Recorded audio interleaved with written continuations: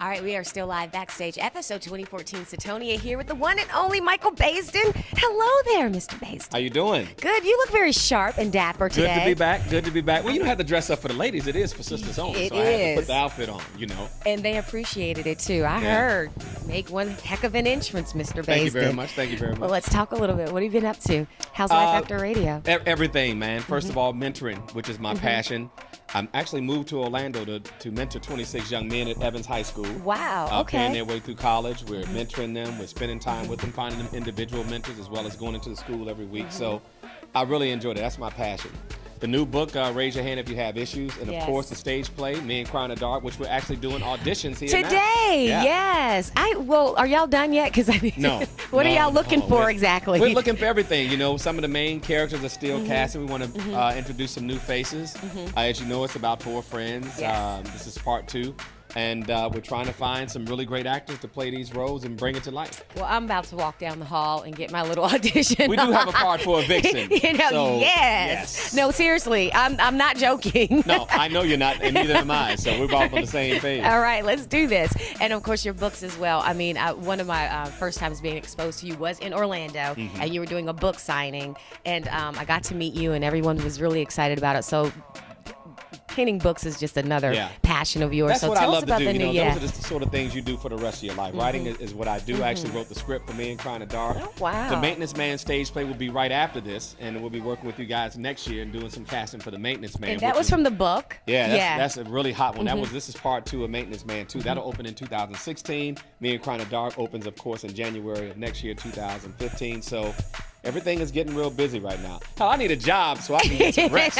I need to get back on radio so I can sleep. Sleep sometimes. I mean, really, it's actually much busier. For anybody out there that thinks retirement, things get easier. Really, you just find things more that you things love to to do do. more. Yeah. So definitely you're coming on up there with the ranks of Tyler Perry and everything with the movies and everything, the plays. So I can definitely see all this going down. But what about you yourself? Are you going to star in the play, or are you going to just take a backseat? Okay. See, we got too many black folks trying to get in front of the camera when they need to be behind the camera. I stay in my lane. I respect what actors have to do. You know, when you're doing these auditions and you see people actually come in and read script, you're like, oh my God, I couldn't do this for a living. To actually have people, critiquing me while I'm reading. So my hat's off to all the actors out there, man. Mad love that you all can do this. And speaking of which, who are some of your favorite actors right now? Some of the favorite shows come on. that I you love like? Denzel. Yes. I love Ed Norton. I love Ed Norton. Is really good, man. He of is course, good. Yeah. Morgan Freeman.